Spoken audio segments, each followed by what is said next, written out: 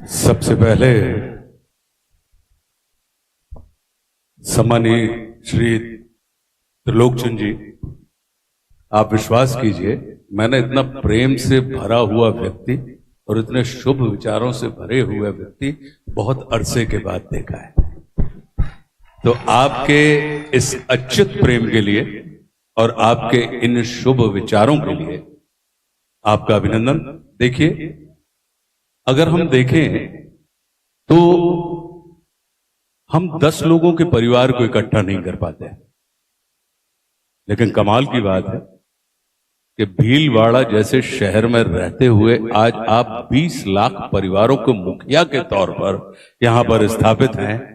ये सचमुच में परमात्मा की अनुपम कृपा है कि उन्होंने आपके अंदर वह ध्येय आपके चित्त में, आपके चरित्र में और आपके चिंतन में स्थापित किया और उसे कार्य रूप में परिणत करने की क्षमता उन्होंने आपके अंदर प्रदान की और आप निकल पड़े उन तमाम बिछड़े हुए परिवारों को जो कभी आपके थे अब आपके हैं ढूंढने के लिए। और आज आप देखिए कि पूरे के पूरे देश में आपने 20 लाख परिवार जो यहां पर इकट्ठे हैं, जो कि आरसीएम के अंतर्गत आते हैं। आपका ये है तो राइट कॉन्सेप्ट ऑफ मार्केटिंग, लेकिन मार्केटिंग की जगह मैं इसको राइट कंट्रोल ऑफ माइंड की जो आपके अंदर बात आई है कि मतलब जिसको ये कहा जाता है। और आपने जो बातें करी, आप विश्वास कीजिए, मेरा भी अपना यही मानना है कि लक्ष्मी के 3 प्रकार होते हैं। नीति से जो आती हैं वो लक्ष्मी कहलाते हैं। एक और मार्ग है, अनीति से भी लक्ष्मी आती हैं नहीं आती हैं, लेकिन जो अनीति से लक्ष्मी आते हैं वो अलक्ष्मी या कुलक्ष्मी कहलाते हैं। लेकिन एक तीसरा मार्ग और है कि जो नीति और प्रीति से जो लक्ष्मी आती हैं वो महालक्ष्मी कहलाती हैं। तो आप इस तीसरे मार्ग पर चलने वाले यात्री हैं जो लक्ष्मी या अलक्ष्मी के उपासक नहीं हैं, आप महालक्ष्मी के उपासक हैं।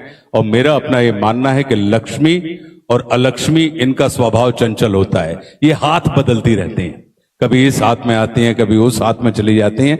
हमें लगता है कि हम बदल रहे हैं, मगर माफ कीजिएगा, इनका स्वभाव इतना चंचल है कि ये बदलती हैं और हमको ये महसूस होता है कि शायद हमने हाथ बदला है, लेकिन नहीं। लेकिन जो महालक्ष्मी होती हैं उनका स्वभाव अचला होता है। वो जिस जगह एक स्थान पर बैठ जाती हैं फिर वो वहां से हिलती नहीं है। इसका कारण क्या है? क्योंकि महालक्ष्मी जी की शर्त होती है कि जो मेरी बहन सरस्वती से प्रेम करेगा, उसका आदर करेगा, मैं सिर्फ उसी के घर पर अपना स्थायी डेरा डालूंगी। तो महालक्ष्मी के लिए सरस्वती, अब सरस्वती क्या करती हैं? सरस्वती वही करती हैं जो अभी त्रिलोकचंद जी बोल रहे थे कि प्रीति की जो बात है कि वो दूर खड़े हुए व्यक्तियों को पास लाने का काम करती। शिक्षा करती क्या है? शिक्षा जो करती है वो ये करती है कि दूर खड़े हुए व्यक्ति को पास लेकर जो आ जाए। अगर ये अवस्था है तो उसे शिक्षा करिए, मानिए। और यदि पास खड़ा हुआ व्यक्ति आपसे दूर चला जाए तो आप माफ कीजिएगा, हो सकता है कि आपके पास डिग्रियां हों लेकिन आप शिक्षित नहीं, साक्षर व्यक्ति की श्रेणी में आएंगे। तो लिटरेट होना और एडुकेटेड होना 2 अलग अलग चीजें हैं। और मुझे यह जान के बड़ा सुख मिला, आनंद मिला कि आपका पूरा का पूरा कॉन्सेप्ट जो है वो शिक्षा के ऊपर है कि आप दूर खड़े हुए व्यक्ति को पास लेके आना चाहते हैं, ना कि धन कहते हैं ना सर इसको, लक्ष्मी को क्या कहते हैं? गणित थोड़ी तो आती होगी, तो धन का निशान, धन का मतलब क्या होता है? जब अपन गणित में लगाते हैं, बोले कि साहब धन है मतलब प्लस, तो जो जोड़ने का काम करे वही संपत्ति धन कहलाती है। जो तोड़ने का काम करे वो संपत्ति धन की श्रेणी में नहीं आती है। इसलिए उसका जो साइन भी है जोड़ने का, वो अगर आप देखेंगे तो दोनों एक दूसरे को कहीं ना कहीं एक दूसरे को बीच में से मध्य में से लोगों को लगता है काट रहे होते हैं, लेकिन मेरा अपना ये मानना होता है कोई सेपरेट नहीं कर रहे होते हैं, वो एक दूसरे के साथ अपना अस्तित्व शेयर कर रहे होते हैं, तब कहीं जाके वो धन की स्थितियां बनती हैं। तो मैं बहुत आनंदित हूं। दूसरी चीज, एक और चीज कहता हूं सर, आपका भाषण जब चल रहा था तो बहुत सारे विचार प्रतिविचार मेरे अंदर खड़े हो रहे थे। स्वार्थ इतना बुरा शब्द नहीं है, वो बुरे आदमियों के हाथ में पड़ गया इसलिए वो बुरा हो गया। स्वार्थ को अगर हम संधि विच्छेद करके देखें तो स्व का अर्थ, तो अब स्व मतलब वह जो परम अस्तित्व, जो अस्तित्व ने आपको जो स्व दिया है, अगर उसका हम अर्थ समझने लगे तो वही व्यक्ति परमार्थी हो सकता है जो व्यक्ति सच्चे अर्थों में स्वार्थी हो, जिसको अपने अर्थ की जानकारी हो, तभी तो वो पर के अर्थ की जानकारी रख पाएगा। पता लगा कि हमें अपने अर्थ की जानकारी नहीं है, तो हम आपके अर्थ के पोषण के लिए, आपके अर्थ के रक्षण के लिए हम कहां से सनद्ध हो पाएंगे। तो मैं इस बात को, क्योंकि आपका जो कॉन्सेप्ट है वो अद्भुत है और मैं सचमुच में भावाभिभूत हूं इस बात को देखकर। और मैंने सौरभ से कहा भी कि देखिए आपने इतना काम किया, लेकिन आज का जो दौर है, पहले क्या होता था, करने वालों को पसंद करते थे, लेकिन इस चक्कर में क्या हुआ कि करने वालों ने कहना बंद कर दिया। अब एक दौर आया कि आज लोग कहने वालों को पसंद करते हैं, तो अब उसका काउंटर यदि आपको करना है तो जो करने वाले हैं उनको कहने की भी आदत डालनी पड़ेगी। आप कहने की आदत डालिए। तो जो आपने फिल्म बनाई, आपने लोगों के रूपांतरण किए हैं, आपने लोगों का जीवन बदल दिया है, या लोग अपनी मर्जी से वहां पे आकर अपने आप को रूपांतरित, यानी नीति क्या है, पीछे खड़े हुए व्यक्ति को आगे लाना नीति है, और आगे खड़े हुए व्यक्ति को पीछे ढकेल देना नीति, ये अनीति। तो आप कर रहे हैं नीतिपूर्ण कार्य। तो मेरा अपना ये मानना है कि इस चीज को वापस रीशूट करवाइएगा, अच्छे से रीशूट करवाइएगा। उसकी साउंड क्वालिटी, उन लोगों की कहानियां, उन कहानियों को देखने की मेरी रुचि है कि जिन लोगों के जीवन में पता लगा कि वो नीचे से ऊपर की जो यात्रा कर रहे हैं, क्योंकि कहानियां हमेशा उसी की लिखी जाती हैं जो नीचे से ऊपर जाता है, लेकिन लिखी तब जाती हैं। आप नीचे से ऊपर कैसे पहुंचे, महत्व तो उस बात का नहीं है। यह जगत हमारे और आपके व्यक्तित्व का वैल्यूएशन तब करता है जब आप ऊपर से नीचे उतर रहे होते हैं। तो ऊपर से नीचे जब आप किस गरिमापूर्ण तरीके से उतर रहे होते हैं, उस समय लोग आपके और हमारे व्यक्तित्व की तुलना करते हैं कि आप देखिए, क्योंकि ऊपर पहुंचने के बाद सिर्फ दो मार्ग होते हैं कि या तो आप उतरेंगे या आप गिरेंगे।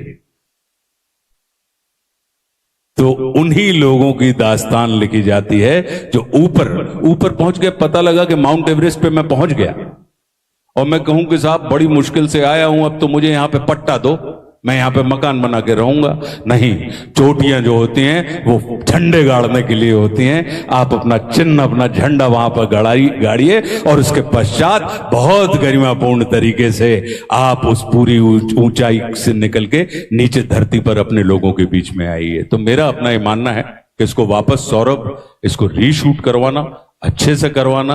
मुझे, मेरे जैसे व्यक्तियों को उन लोगों की कहानी देखने में रुचि है कि कैसे कोई व्यक्ति शेष होते हुए अपने अंदर सुप्त अवस्था का जो विशेष तत्व है उसको किसी के संपर्क मात्र से जागृत करता है और फिर वो शेष से विशेष हो जाता है। और जब विशेष हो जाता है तो वो अपने संपर्क में आने वाले समस्त शेष लोगों को वापस विशेष बनाने का काम करता है। एक और बात आपके भाषण में साहब बहुत अच्छी लगी हमें। आपने कहा कि परमात्मा से हम प्रेम करें। बिल्कुल, कितनी अच्छी बात कही, और ये मुझे लगता है अनुभवजन्य सत्य बात होगी। मेरा, आप लोगों ने, बहुत से लोग होते हैं कि जो मछली पकड़ने का काम करते हैं शौक के तौर पे, व्यवसाय के तौर की बात मैं नहीं कर रहा हूं, एक उदाहरण देने के लिए समझा रहा हूं। तो जब आप मछली पकड़ने किसी तालाब में, किसी नदी के किनारे जाते हैं तो कांटे में आप क्या फंसाते हैं, जो आपको पसंद है या जो मछली को पसंद है?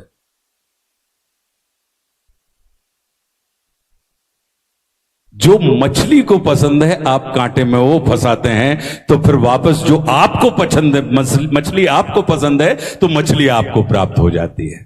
तो ऐसे ही परमात्मा के साथ है। परमात्मा हमसे और आपसे कहते हैं कि तुम मेरी इच्छा के काम करने लगो तो मैं तुम्हारी इच्छाओं को पूरा करने लगूंगा। तो अब उसकी इच्छा क्या है? उनका ये कहना है कि तुम मेरे अनुसार चलने लगो, तुम देखोगे कि मैं धीरे से तुम्हारे अनुसार चलने लगा हूं। हमारे यहां आपका एक कॉन्सेप्ट और मुझे अच्छा लगा, जो कि कहीं ना कहीं हमारे भारतवर्ष की पूजा पद्धति के अंतर्गत आता है। हम और आप सब पूजन करते हैं। हमने परमात्मा की पूजा अभी की और हमको अभी परिणाम चाहिए होता है, लेकिन परमात्मा का यह वादा है उस परम सत्ता का कि तुमने अभी किया है ना तो मैं तुम्हें कभी दूंगा। तो ये जो अभी और कभी का चक्कर है, मुझे लगता है कि आपकी जो 25 वर्षों की यात्रा रही है, ये निश्चित रूप से आपने तभी किया था और आपको अभी मिल रहा है। तो ये अद्भुत आनंद और उत्साहित करने वाला विषय है। तो बहुत बहुत अभिनंदन।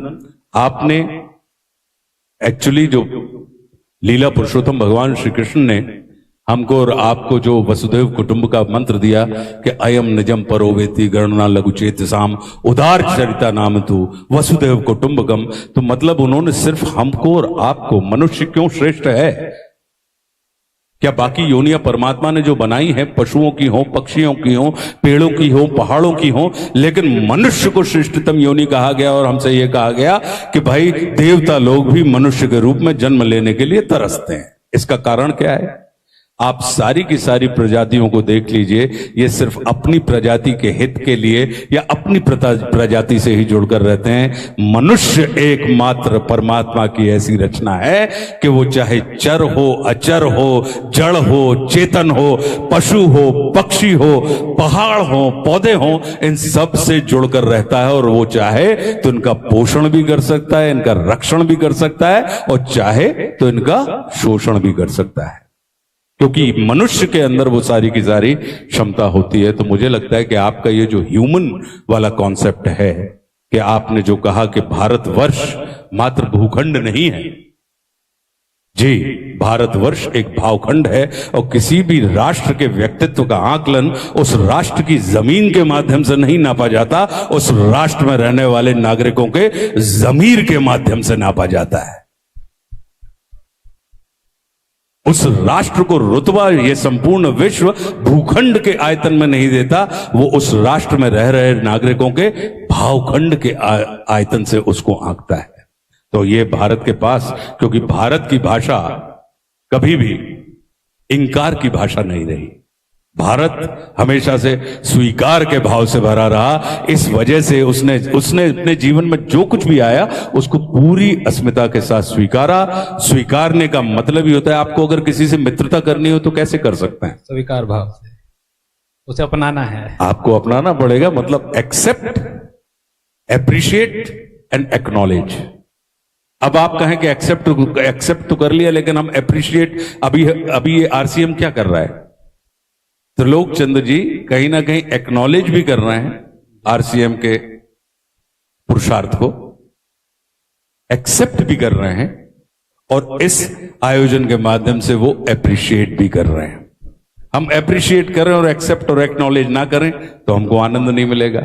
हम एक्नॉलेज कर लें लेकिन एक्सेप्ट और एप्रिशिएट ना करें, आनंद नहीं मिलेगा। हम एक्सेप्ट कर लें किसी को लेकिन एक्नॉलेज और अप्रिशिएट ना करें तो हमें आनंद नहीं मिलेगा। तो आनंद की ये जो प्रक्रिया है, जो मुझे समझ में आया, आपके इतने बड़े परिवार जो पूरे राष्ट्र में आपने खड़ा किया है, तो उसके पीछे आपका मंतव्य, आपका ध्येय, क्योंकि इंसान की सफलता या इंसान का नाम उसे प्राप्त लक्ष्यों से नहीं होता, उस व्यक्ति के अंदर स्थित ध्येय से होता है। क्योंकि टारगेट ऑफ लाइफ और पर्पस ऑफ लाइफ ये दो चीजें अलग होती हैं। तो टारगेट ऑफ लाइफ तो संसार में ऑलमोस्ट हर आदमी पूरा कर लेता है, अचीव कर लेता है, लेकिन विरले ही होते हैं जो पर्पस ऑफ लाइफ तक पहुंच पाते हैं। और वो कहीं ना कहीं अपने ही नहीं, अपने से जुड़े समस्त लोगों के पर्पस को, उद्देश्य को पूरा करने के हेतु भी होते हैं और सेतु भी होते हैं। सर आपने तुमने तो सवाल क्या पूछा था यार, मुझे पता सवाल नहीं। सवाल हमारा था आरसीएम परिवार में आपको कैसा लगा, और आपने जो जवाब दिए हैं सर, आपने मेरे अगले 2-3 सवालों को भी इसमें ऑलरेडी ले लिया है। तो उनको काट दो। तो आगे बढ़े सर। जी बिल्कुल। अभी सर जब आप वैल्यू सिस्टम की और जो सब बातचीत आप कर रहे थे, बहुत ज्यादा ये इतनी अलाइंड है जो भी हम आरसीएम की वैल्यूज पे बात करते हैं। इस पूरे संदर्भ में जब आप आरसीएम परिवार में आए हैं और आपने देखा, तो आपको कैसे लगता है कि जो हम आत्मनिर्भर भारत की तरफ तैयारी कर रहे हैं, जो हमारी इतनी बड़ी फोर्स, हमारे इतने लोग उस पर काम कर रहे हैं, उसमें हम कैसे कंट्रीब्यूट करने इसमें वाले हैं? सिर्फ मैं एक चीज जोड़ना चाहूंगा। जी जी इस जगत में कोई भी व्यक्ति सेल्फ मेड नहीं होता, जी ध्यान रखिए। आत्मनिर्भर भारत के साथ साथ इसको परस्पर निर्भर भारत की अगर हम दिशा में बढ़ जाएं कि हम और आप एक दूसरे की परस्परता के माध्यम से, एक दूसरे की निर्भरता से, एक दूसरे के भार को उठाकर निर्भर करने की दिशा में हम बढ़ रहे हैं, वही आत्म परिष्कार का विषय होता है। तो मैं इसको बिल्कुल ऐसे ही देखता हूं। और इस चीज में मेरा अपना मानना हुआ है कि एक चीज होती है प्राइस। तो प्राइस किसकी होती है? जो बिक सकता है। हाँ, तो जो बिक सकता है उसको क्या कहा जाता है? वस्तु। वस्तु। तो कीमत जो होती है, प्राइस होती है, वो वस्तु की होती है, और व्यक्तियों के पास मूल्य होते हैं, वैल्यू होती है। तो अब ये चुनाव हमें करना है कि हम व्यक्ति से वस्तु की यात्रा करना चाहते हैं बाजार में खड़े होकर, या हम व्यक्ति रहते हुए बाजार को परिवार में कन्वर्ट करना चाहते हैं। क्योंकि हमारे यहां भारतवर्ष में व्यापार को क्या कहा जाता था पहले? हम तो, मैं गाडरावाड़ा का रहने वाला हूं, मध्य प्रदेश में एक बहुत छोटा सा गांव है। तो हमारे यहां पता लगा कि महीने में दुकानों के ऊपर पता लगा राशन आ रहा है, तो 1 तारीख से 5 तारीख के बीच में राशन वाले का हिसाब हो जाता था। तो अगर कभी कभार हम लोगों को कुछ सामान लेने जाना पड़ता था, तो हम उसी दुकान पे पहुंचते थे, और उस दुकान पे पहुंच पे हम सामान लेते थे और हम अपने घर आ जाते थे। तो ये कहा जाता था कि उस दुकान पर हमारा व्यवहार चलता है। तो व्यापार जो है वो मूलतः व्यवहार की श्रेणी में आता है। तो अगर हमारा और आपका व्यवहार एक दूसरे के साथ चलने लगे, तो आप विश्वास कीजिए हमारा व्यापार जो है वो निश्चित रूप से कहीं ना कहीं हमको और आपको। अमीर क्या होता है? अमीर और गरीब किसको कहेंगे आप? जिसके पास इनफ है। अगर आपकी आवश्यकताएं आपकी आमदनी से अधिक है तो आप गरीब हैं, चाहे फिर आप अरबों रुपए रखे रहिए। और यदि आपकी आवश्यकताएं आपकी आमदनी से कम है तो आप अमीर हैं, और फिर चाहे आप 1000 रुपए रोज कमाने वाली स्थिति में हो। तो जो पूरी की पूरी आपकी बातचीत में मुझे समझ में आई थी, वो ये समझ में आई थी कि आप आवश्यकताओं की कमी के ऊपर, कि जो प्राथमिक आवश्यकताएं हैं, कि अब आपने स्वास्थ्य के ऊपर काम किया, आपने सेवा के ऊपर काम किया, आपने संस्कार के ऊपर काम किया। अब संस्कार किसको कहेंगे? मुझे 1 रोटी की भूख है और मेरे पास 1 रोटी है, वो मैंने खा ली, तो ये मेरी प्रकृति है। मुझे 1 रोटी की भूख है, मैंने 4 रोटी खा ली, ये मेरी विकृति का प्रमाण है। और मेरे पास 1 रोटी है और मैंने उसमें से अपनी आधी रोटी अपने साथ वाले को खिला दी, ये हमारी संस्कृति का प्रमाण है। तो ये जो परस्पर निर्भरता की बात होती है, तो मेरा मानना है कि अगर हम परस्पर निर्भरता के मार्ग पर चलते हैं तो फिर कहीं ना कहीं हमारी आत्मा का परिष्कार हो जाता है, और उसको कालांतर में लोग आत्मनिर्भर कह देते हैं कि आप अपनी आत्मा के ऊपर निर्भर हैं। क्योंकि अगर देखा जाए तो यहाँ जितने लोग बैठे हैं, जैसा वह कुटुंब की बात कर रहे थे, परिवार की बात कर रहे थे, वो क्या था? तब तक जब तक मेरे अंदर आपकी पीड़ा मेरी पीड़ा नहीं बनेगी, तो मुझे कभी आपके काम में नहीं आ सकता। तो ये कब बनेगी? जब हम आत्मिक रूप से एक दूसरे के साथ जुड़े होंगे, तब आपको होने वाला कष्ट मेरे भी कष्ट का कारण बनेगा, और फिर मैं अपनी क्षमता से आपके कष्ट के निवारण के लिए प्रयास करने लगूंगा। और जब आपके कष्ट का निवारण हो जाएगा तो हम और आप दोनों इष्ट यानी परम आनंद की स्थिति में हो जाएंगे और एक दूसरे के प्रति सतत एक दूसरे के साथ जुड़े रहेंगे। तो मेरा ये मानना है कि ये जो कॉन्सेप्ट आपका है, अब चूंकि हमको और आपको पश्चिम का हमारे ऊपर बहुत प्रभाव है, और पश्चिम ने हमेशा से धन की भाषा बोली है। हम 10 सफल लोगों की सूची अगर फॉरवर्ड्स करके कोई मैगजीन में अगर हम देखते हैं तो उसमें हम देखते हैं कि 10 सफल लोग कौन है, तो उनकी आमदनी लिखी होती है, इनके पास इतने हजार करोड़ रुपए हैं। तो हर बच्चे को, हम जैसे आप जैसे सब लोगों के अंदर ये मैसेज जाता है कि अगर अपने आप को सफल लोगों की श्रेणी में खड़ा करना हो तो धन कमा लेना, क्योंकि धन कमा लोगे तो तुम्हारा नाम मैगजीन में छप जाएगा। वो हमारे गुणों को नहीं छापते, वो हमारे उन चीजों को नहीं छापते। अगर वो किसी की संघर्ष यात्रा भी छापते हैं तो तब छापते हैं जब हम और आप आर्थिक रूप से उस पैमाने पर कहीं ना कहीं अपने आप को स्थापित कर पाने में सफल रहे। और हमारा भारत क्या है? हमारे भारत ने धन की नहीं, धर्म की भाषा बोली है। और धर्म बड़ा व्यापक होता है कि व्यापारी का अपना धर्म है, अभिनेता का अपना धर्म है, खिलाड़ी का अपना धर्म है, राज कर्मचारियों का अपना धर्म है। अपने धर्म यानी अपने हिस्से में आए हुए दायित्वों का निष्ठा पूर्वक पूरी ईमानदारी के साथ निर्वाह करने की जो प्रवृत्ति होती है, प्रकृति होती है, वह कहीं ना कहीं धर्म कहलाती है। उसमें कर्म कांड एक दूसरी चीज होती है कि अगर मुझे पता लगा कि भगवान शिव पसंद है तो मैं भोले बाबा के यहाँ बेलपत्री लेके चला गया, आपको कन्हैया जी पसंद है तो आप उनके यहाँ नारियल लेके चले गए, तो कहीं परमात्मा श्री राम किसी को पसंद है तो उनके दरबार में प्रसाद लेके चला गया। तो ये कर्मकांड की प्रक्रिया के हिस्से होते हैं, लेकिन ये सारे के सारे कर्मकांड कहीं ना कहीं हमें दायित्व बोध से भरने के लिए होते हैं कि अपने हिस्से में आने वाले संपूर्ण जगत को तुम अपने जैसा बना लो। तो ये बहुत अच्छी बात त्रिलोकी जी ने कही थी कि भाई नफरत के मार्ग पर, तो वो प्रेम के मार्ग पर चलने की बात कर रहे हैं। प्रेम, कितने शब्द हैं प्रेम में? पा, रा और मा, 3 शब्द हैं। और पा, रा, मा मिला के क्या होता है? परम।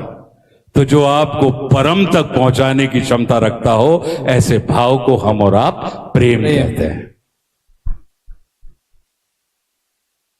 सर, आप इतने जब आप बोल रहे थे तो मेरे दिमाग में एक चीज बहुत ज्यादा चली, और वो ये थी कि यहां आए हुए हमारी पूरा परिवार ये लगभग लीडर्स हैं, और ये और बेहतर लीडर बनना चाहते हैं, क्योंकि लीडरशिप बहुत बड़ा दायित्व होता है। तो इन सबको आप क्या संदेश देंगे कि लीडर बनने? देखिए, लीडरशिप बहुत कमाल की चीज है। लीडरशिप जो है, it is not a matter of position, it's a matter of state. हम और आप दुकानों में जाते हैं, रेस्टोरेंट में, तो आपने देखा होगा कि दरवाजे पर पुल और पुश लिखा होता है, लिखा होता है जब दरवाजा घुसता है। आपने देखा होगा कि कभी कभी जहां पुल लिखा होता है वहां हम पुश कर देते हैं, और जहां पुश लिखा होता है वहां पे हम पुल करने लगते हैं। तो लीडरशिप को सबसे बड़ा सूत्र लीडरशिप का यह होता है कि लीडर अपने पीछे चलने वालों की पोजीशन नहीं बदलता, वो अपने पीछे चलने वालों की प्रकृति से स्वयं की पोजीशन को बदलता रहता है। वो जानता है कि कब मुझे पीछे से पुश करना चाहिए और कब मुझे ऊपर खड़े होकर इनको पुल करना चाहिए, क्योंकि लीडर जो होता है वो लैडर के जैसा होता है। लैडर यानी सीढ़ी। सीढ़ी क्या काम करती है? वो नीचे खड़े हुए लोगों को ऊपर ले जाने का काम करती है, और ऊपर खड़े होने हुए लोगों को उतरने में सहयोग करती है, गिराने में नहीं। अन्यथा ऊपर पहुंचने के बाद उतरेंगे कैसे? आप गिरेंगे। तो ये जो लैडर के जैसा काम करे कि पीछे खड़े हुए को आगे पहुंचा दे और आगे खड़े हुए को और आगे पहुंचा दे, ऐसी वाली स्थिति की जो मानसिकता होती है वो लीडर की मानसिकता होती है। मेरा अपना ये मानना है। आपने देखा होगा, हमेशा आगे चलने वाले को आप लीडर मत मानिए, क्योंकि ये जगत परमात्मा ने गोल बनाया है। हमसे कहा जाता है ना कि ब्रह्मांड गोल है, तो गोले में घूम के जरा देखिए, गोला में इसलिए बनाया है कि जो आगे चल रहा है वो किसी के पीछे चल रहा है, और जो किसी के पीछे चल रहा है वो किसी के आगे चल रहा है।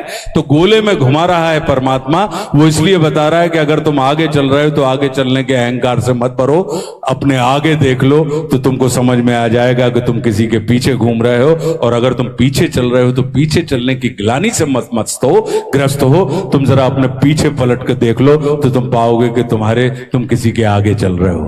तो ये लीडरशिप का कॉन्सेप्ट होता है कि हम और आप सर्कल में घूम रहे हैं, कोई किसी के आगे नहीं है और कोई किसी के पीछे नहीं है। जो आगे है वो किसी के पीछे है और जो पीछे है वो किसी से आगे है।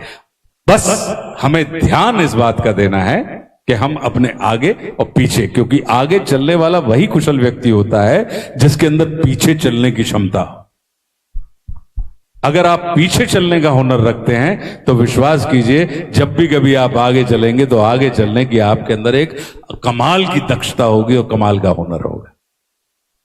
धन्यवाद सर। अभी एक अनुरोध आपसे है, और ये अनुरोध मैं श्योरली कह सकता हूं सिर्फ मेरा नहीं है, यहां बैठे हर व्यक्ति का अनुरोध है, आरसीएम परिवार का अनुरोध जी बताइए। कि सर, आप अभिनेता तो कमाल के हैं, बहुत ही कमाल के हैं, लेकिन हम जब आपकी बुक्स पढ़ते हैं, जब आपकी कविताएं पढ़ते हैं, और जब हम आपकी वो कविताएं कहीं सुनते हैं तो वो एक अलग ही भावना में चले जाते हैं। तो आज हमारे टीसी सर का जन्मदिन भी है।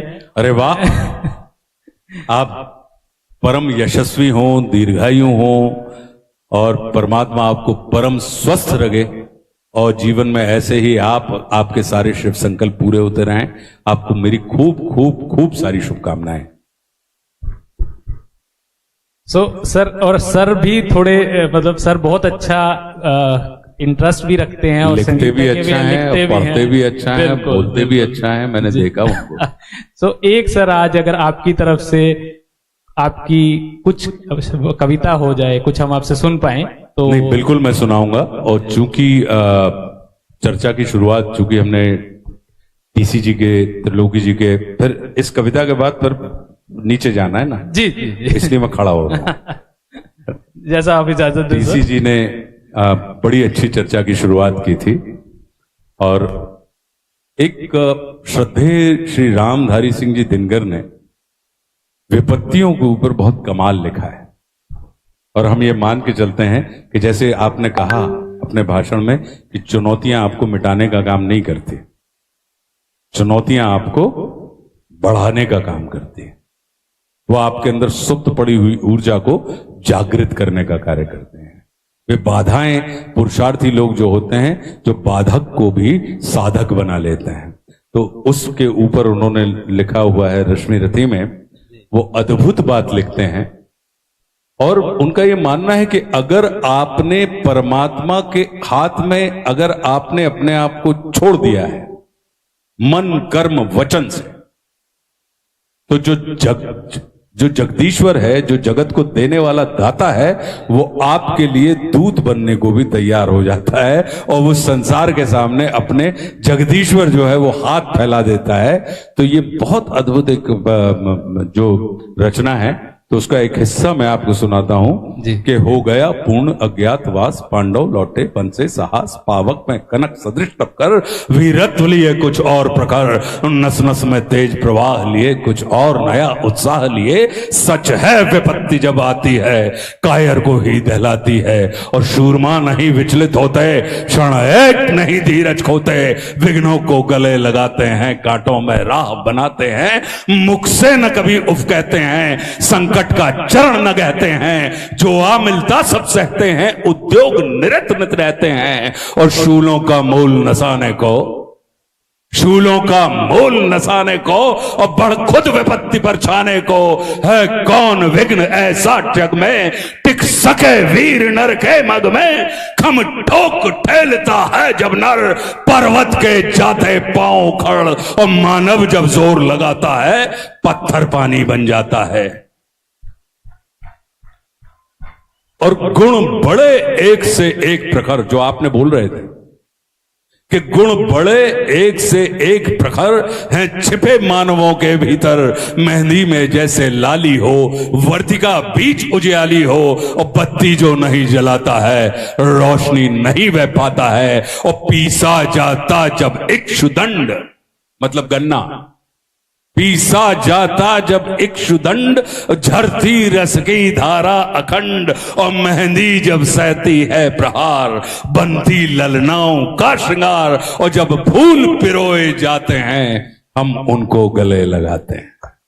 तो ये अगर हम पुरुषार्थी हैं तो पुरुषार्थी व्यक्ति का जो चित्त होता है वो बिल्कुल वो जीवन में बाधाओं में भी, बाधक में भी साधक देखने की दृष्टि रखता है। क्यों? क्योंकि उसका पूरा का पूरा मानना है कि जो शत्रु होते हैं वो आपके मिटाने के लिए नहीं आते हैं, वो आपके अंदर सुप्त पड़ी हुई ऊर्जा को जागृत करने के लिए आते हैं। वे शत्रु ही होते हैं हमारे जो हमें अक्षम से सक्षम बनने की प्रेरणा देते हैं। वे हमारे शत्रु ही होते हैं जो हमें असुरक्षा में डालकर सुरक्षा की ओर जाने की प्रेरणा देते हैं। वो हमारा शत्रु ही होता है जो हमें सदैव सजग, सतर्क और चौकन्ना रहने के लिए विवश करता है। इसलिए शत्रु तिरस्कार का नहीं, नमस्कार का पात्र होता है। तो अपने शत्रु को नमस्कार करके देखिए, आप देखेंगे कि वो आपका परिष्कार कर देगा। क्यों? क्योंकि शत्रु जो होता है वो क्रोध का विषय नहीं होता, वो शोध का विषय होता है और वो बोध का विषय होता है। तो जिन भी लोगों ने अपने शत्रुओं को यानी अपनी बाधाओं को, चाहे वो व्यक्ति के रूप में हो, चाहे स्थिति परिस्थिति मनस्थिति के रूप में हो, उन्होंने स्वीकार किया है, वो उनका निर्माण करके चली गई।